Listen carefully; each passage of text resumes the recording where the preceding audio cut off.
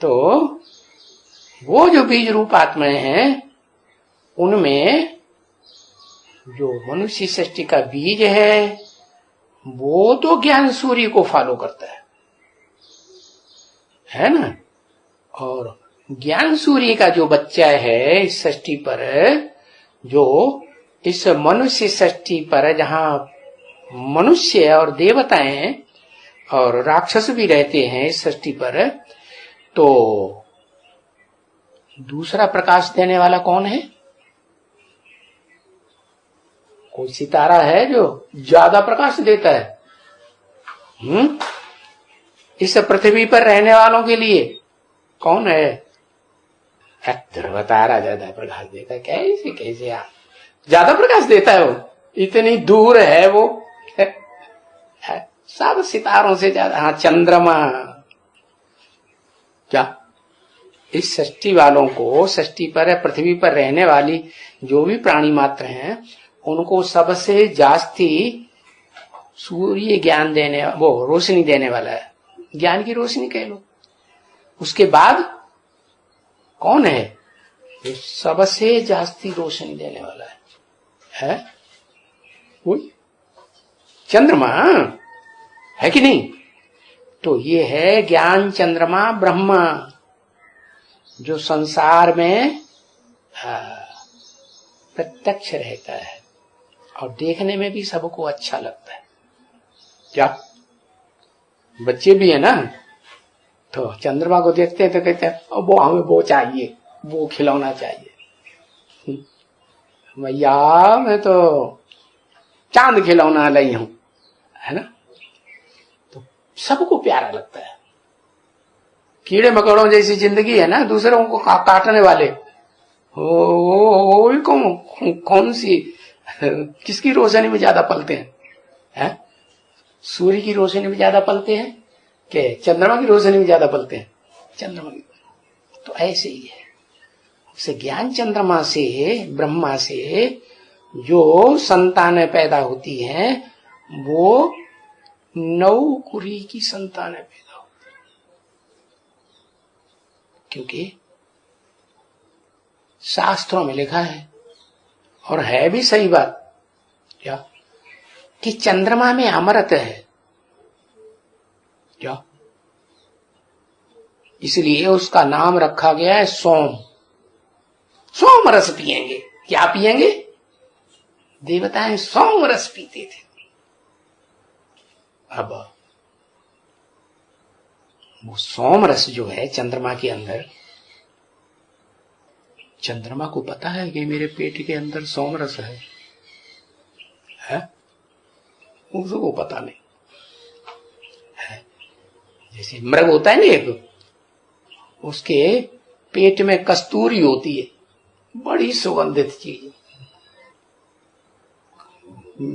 कवियों ने गीत बनाया ना, सच्ची सच्ची बात है। कस्तूरी कुंडल बसे मृग ढूंढ है बनमाए, कहां से सुगंध आ रही, कहां जाऊं भागता रहता है। ऐसे ही घट घट पियो है दुनिया जानत न।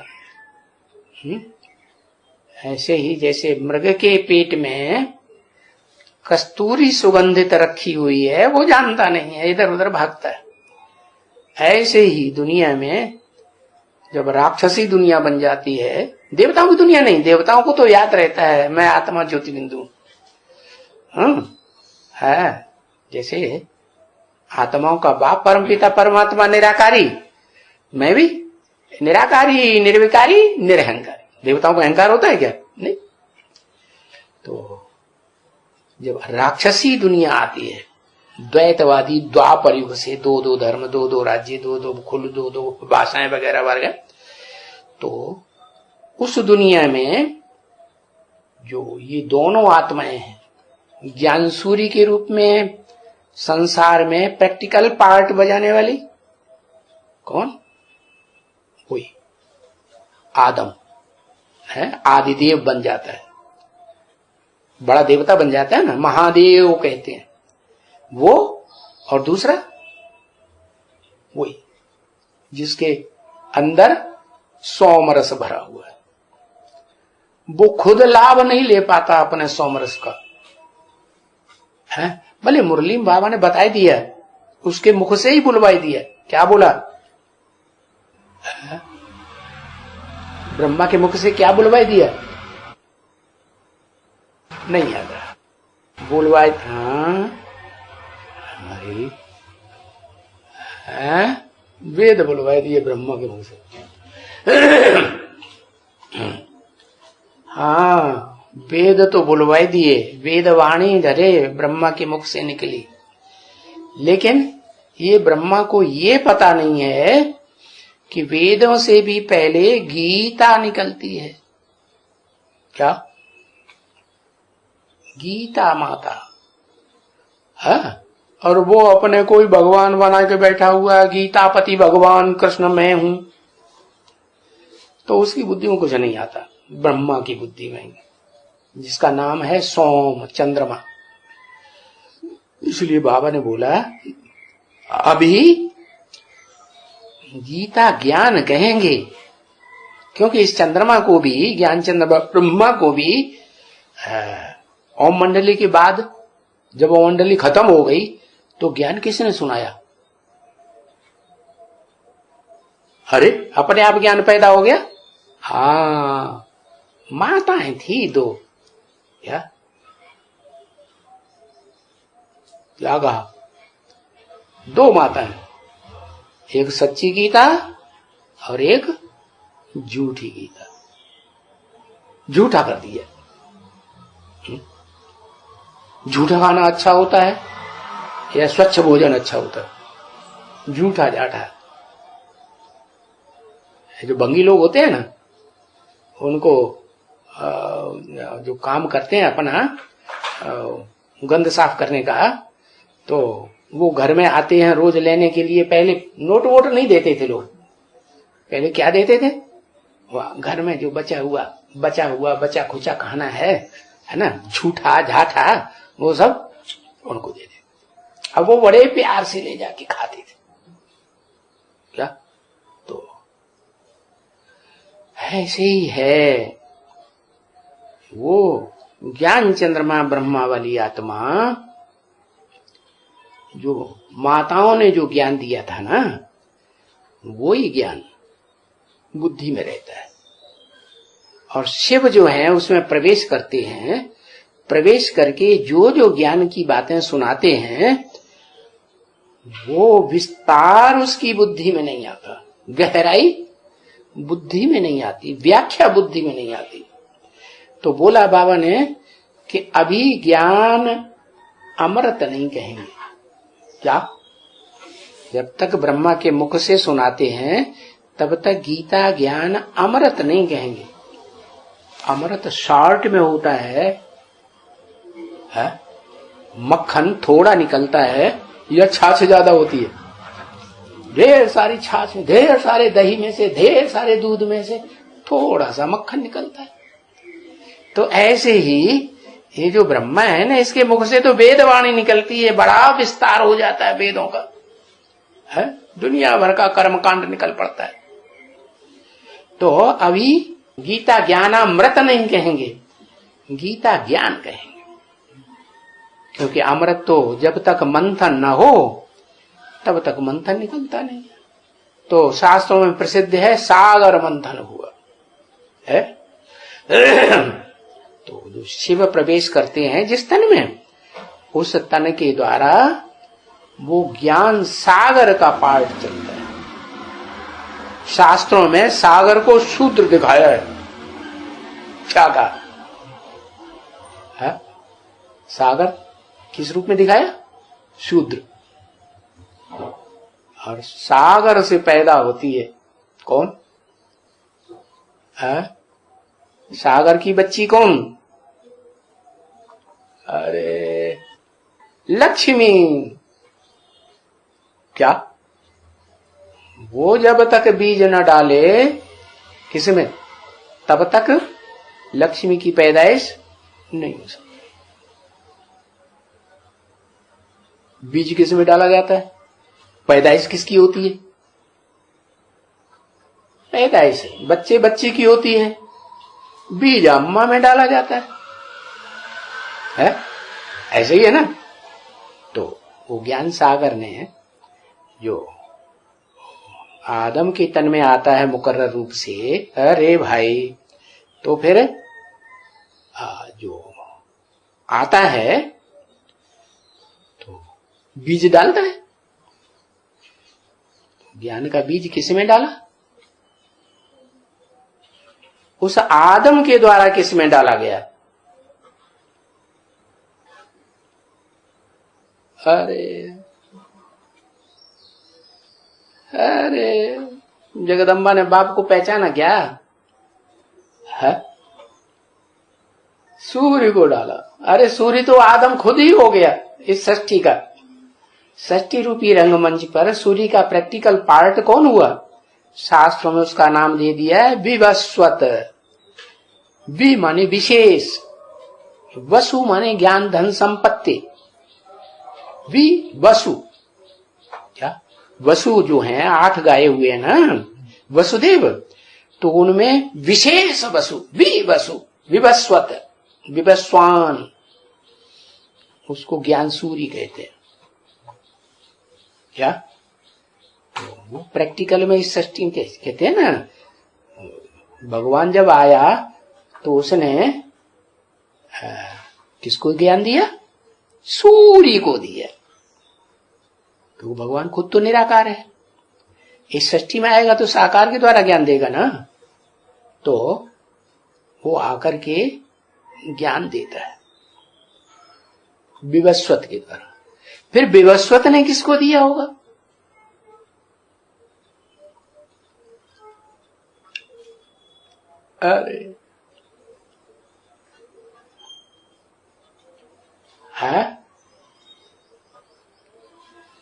अरे प्रकृति को तो कहते हैं प्रकृति, प्रमाणे प्रकृष्ट, कृति माने रचना। प्रकृति वो 2 प्रकार की बताई, एक परा प्रकृति, परे स्टेज में रहने वाली ऊंची स्टेज की, और एक नीची स्टेज की अपरा प्रकृति। परे ते परे नहीं है, नीची है। तो उनको शास्त्रों में नाम दे दिया अदिति, अदिति है ना। तो परा प्रकृति की ही बात ले लो, कृति है ना, रचना है ना, तो किसकी पैदाइश होगी? अरे रचना है तो साकार होगी या निराकार होगी? तो किसकी रचना?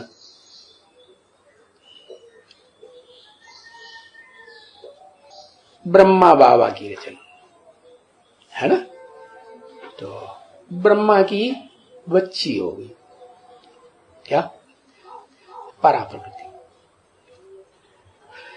और ब्रह्मा की तो बुद्धि में वो बात आती नहीं है अमृत की, क्योंकि शादीशुदा था पहले, था कि नहीं? शादीशुदा भी था। और फिर अरे भाई शिव बाप प्रवेश करते हैं तो भी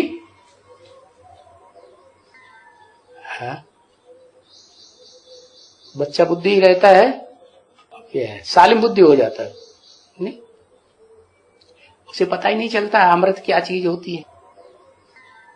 तो जो बच्ची पैदा होती है ना, वो ज्यादा पवित्र बुद्धि होगी या बाप ज्यादा पवित्र बुद्धि होता है?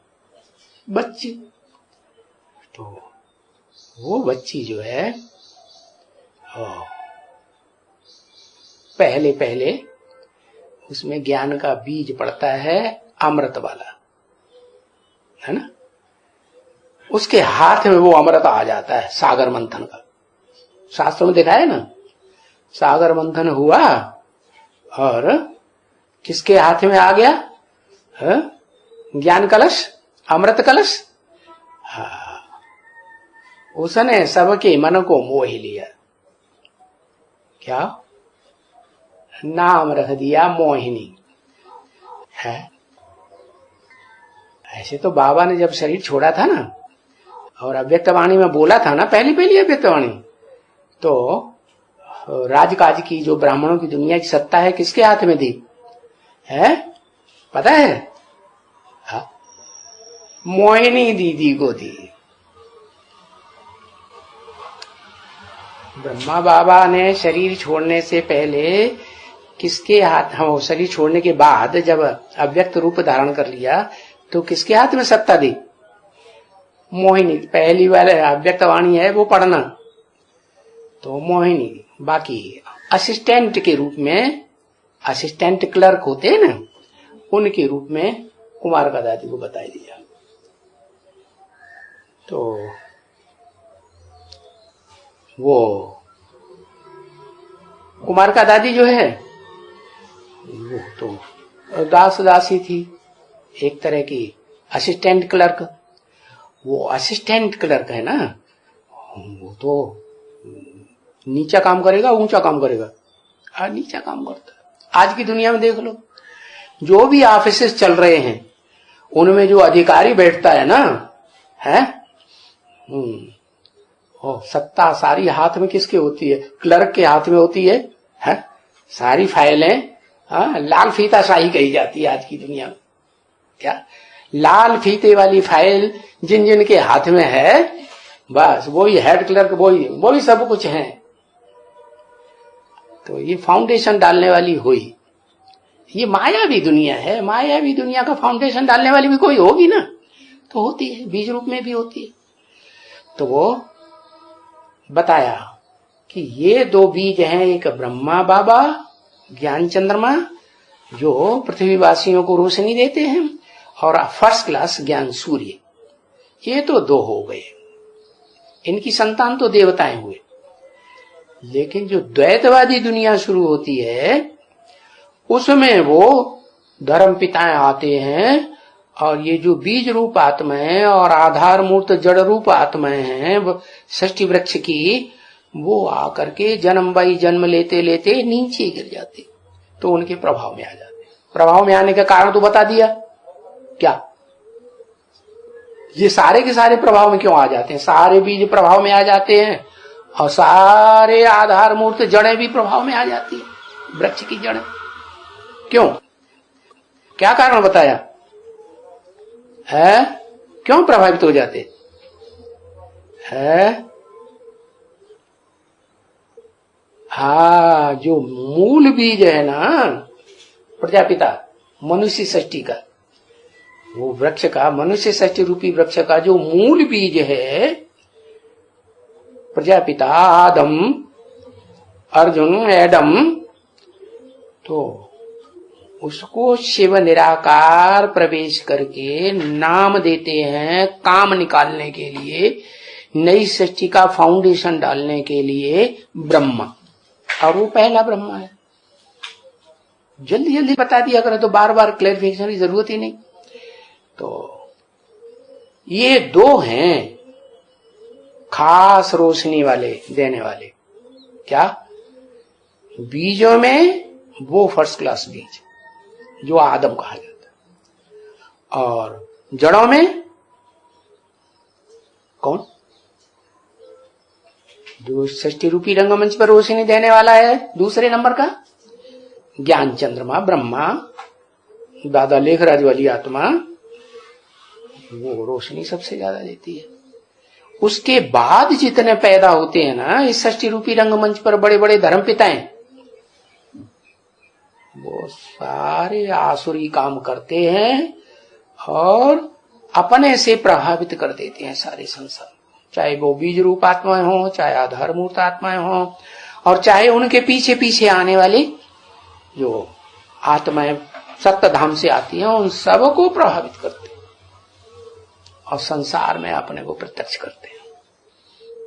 तो ये द्वापर युगी द्वैतवादी दुनिया, इसको ज्ञान सूर्य की रोशनी की दुनिया कहेंगे या चंद्रमा के ज्ञान सूर्य में पलने वाली दुनिया कहेंगे? क्या कहेंगे? क्यों चंद्रमा की रोशनी में पलने वाली कहेंगे? है क्योंकि वो ज्ञान चंद्रमा ब्रह्मा ही वेदवाणी उसके मुख से निकलती है। इसलिए गीता में भगवान ने अर्जुन को, आदम को ये बात बताई खास। त्रैगुण्य विषया वेदा निस्त्रैगुण्यो भवार्जुन। हे अर्जुन, ये जो वेद है ना, ये कोई मक्खन नहीं है, ये अमृत नहीं है, सार नहीं है, है? ये जो वेद हैं ये तो विस्तार है, काय का? अमृत का। तू निस्त्रैगुण्यो भवान अर्जुन, तू 3 गुणों से रहित बन। इन वेदों में तो 3 गुण भरे हुए हैं, सतगुण भी है, रजोगुण भी है, तमोगुण भी है क्या? तो ये ब्रह्मा वाली आत्मा रजोगुणी भी बनती है और फिर तमोगुणी भी बनती है। तो ये गिरावट कहां से शुरू होती है? 1 से गिरावट शुरू हुई या 2 से, दूसरे से गिरावट शुरू हुई है? राधा कृष्ण दृष्टि। हाँ, गिरावट जो है शूटिंग पीरियड में भी आंखों से गिरावट होती है, जिसके लिए मुरली में मना कर दिया कि मैं शकाश तुम बच्चों को देता हूं दृष्टि का, तुम बच्चे तो ऐसे नहीं करेंगे। और ब्रह्मा बाबा ने ऐसे ही किया।